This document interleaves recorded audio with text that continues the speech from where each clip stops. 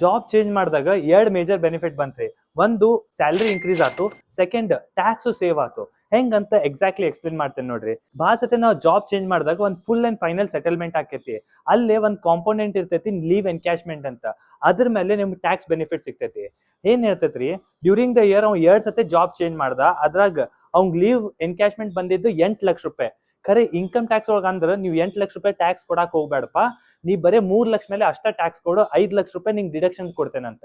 ಏನ್ರಿ 5 ಲಕ್ಷ ಹೆಂಗ್ ಡಿಡಕ್ಷನ್ ತಗೊಂಡ? ಒಂದ್ ಸೆಕ್ಷನ್ ಐತ್ರಿ 10AA2 ಅಂತ.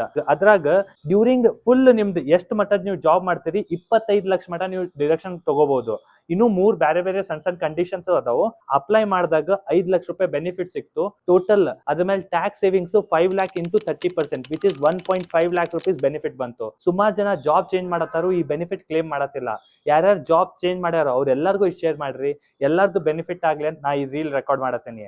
ಟ್ಯಾಕ್ಸ್ ಪೇ ಮಾಡೋದು ಪೇನ್ ಆಕೇತಿ, ಆ ಪೇನಿಗೆ ನಾವು ಗೇನ್ ಕನ್ವರ್ಟ್ ಮಾಡ್ತೇವೆ ವಿದಿನ್ ಲೀಗಲ್ ಬೌಂಡ್ರೀಸ್. ಅದ್ ನಮ್ ಸ್ಪೆಷಾಲಿಟಿ ರೀ. Thank you.